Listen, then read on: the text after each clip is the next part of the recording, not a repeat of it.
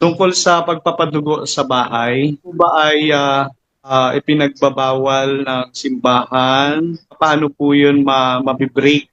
Ah, Kaugnay sa padugo, malinaw ang turo ng Ministry of Liberation na yung padugo ay isang blood compact sa mga fallen angels. Bakit? Dahil ang pinakamalaki na celebration natin at pagsamba ay ang misa, yung body and blood of Jesus Christ, no? Na celebration natin. So, pag tayo ay nasa estado ng grasya ng Diyos, meron tayong communion with Jesus. Pagtanggap natin sa body and blood of Jesus. Ngayon,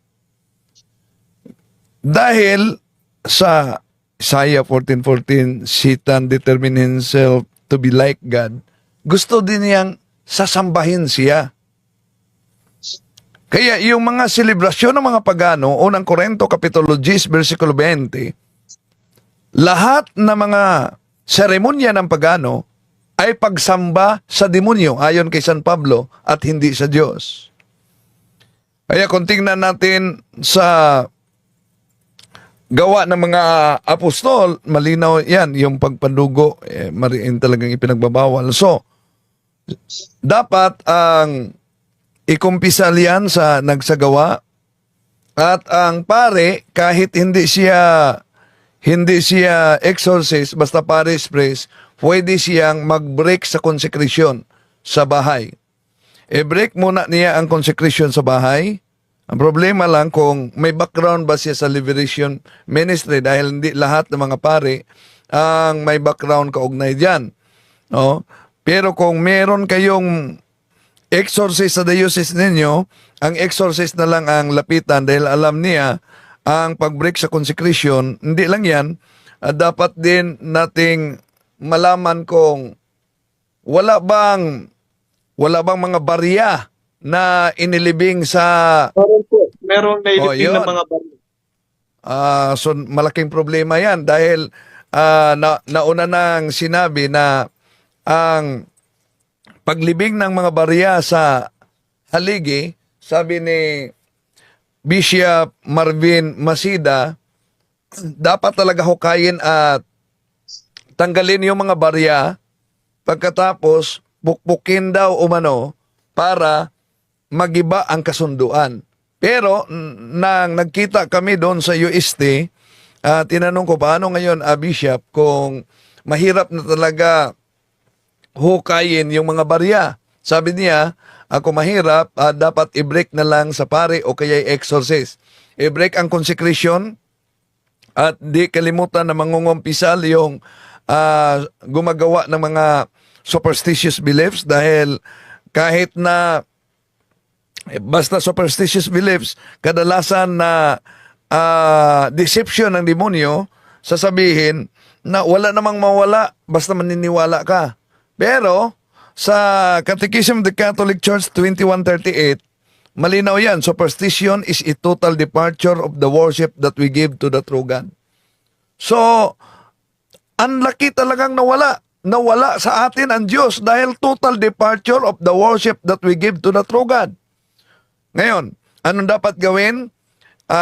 Kung meron kayong exorcist na kakilala sa malapit ba na diocese o sa inyong diocese, mas mabuti na ang exorcist ninyo ang lapitan ninyo.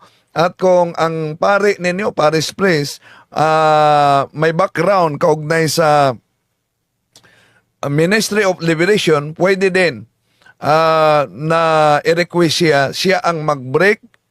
Ang unang gawin, maliban sa mangungumpisal at i-renounce, i-break ng pare ang consecration sa bahay. Pagkatapos i-deliverance ng pare, yun ang sabi ni Bishop Marvin Masida ng Antique na sabi niya, dalawang istula ang gamitin sa pare. Violet sa pag-break ng consecration at pag-deliverance sa buong area. Pagkatapos niya ma-deliverance at ma-break ang consecration, palitan niya ang kanyang istula ng kulay puti para i-blessing ang bahay. Yon po, kapatid. Okay po, salamat. May follow-up question po ako, last na lang. Sige po. Ano po yung magiging sanhi kapag hindi kagad-kagad na break yung sealing consecration ng pagpapadugo?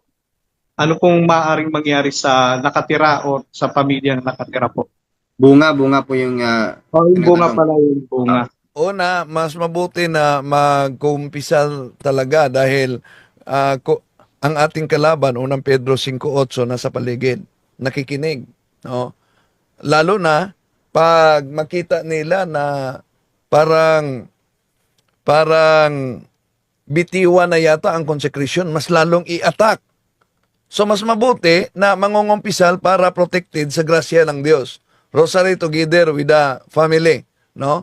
Dahil pwedeng ma-attack, halimbawa, bigyan kita ng sample. Meron akong pinaprocess at isinuko nila yung mga matagal ng anting-anting. Isinuko at matagal nang di nangungumpisal. So, pinakumpisal ko sila. Yung asawa niya na nagtrabaho sa barko, meron ding dala na anting-anting. Nung nakakumpisal na, yung pinakumpisal ko sa pare, alam mo, inaatake yung asawa niya na nasa barko. Bakit? Tumawag sa kanila na uuwi ako. Di ko tapusin ang kontrata ko sa barko. Pag hindi ninyo ako papayagan, magpapakamatay daw umano siya. So, umuwi talaga. Kaya noong nakalipas na linggo, nakipag-usap ako sa kanya. So, diyan, makita na natin ang harap-harapan na pakipag-away ng demonyo dahil nakita niya na parang bibitiwan na siya. Alam na ng tao na bibitiwan na siya. Huwag lang kayo lalapit muli sa mga occult dahil pag lalapit sa occult, meron talagang mas retaliation pa. Halimbawa, nirequest ako na magpunta sa ospital at yung pasyente na walang findings, isinuko na ang kaniyang mga habak. Kaya nag-prayer deliverance kami at sabi ko na dapat mangungumpisal. Ginahid ko talaga siya na magkumpisal. At sumang-ayon naman siya na magkumpisal. Naging balik Islam, babae ito, naging balik Islam pero naging complicated ang buhay. So, sangayon siya na mangungumpisal. Ang bad news, inilabas nila sa ospital dahil dinala sa albularyo. Ang resulta, doon sa albularyo namatay. No? So, yun makita natin na may retaliation talaga. Lalo na, isinuko mo na yung anting-anting mo. Lumapit ka na sa simbahan, pagkatapos bumalik ka naman sa occult. Yun, masakit talaga na katotohanan na nangyari. Natanggap ko na ang message, hanggang ngayon may nag-text pa sa akin na yung dinala sa albularyo, namatay umano, na hindi siya nakakumpisal. No? So kaya kasali ko talaga yon sa prayer. Kung di pa na-break, rosary kayo together with the family at mangungumpisal kayo para protected sa grasya ng Diyos, kapatid. No? Kung meron mang mga atake na maramdaman ninyo, accept it, use it as an instrument of holiness. Okay po. Maraming salamat po, Brother Wendell. Maraming salamat. You're welcome.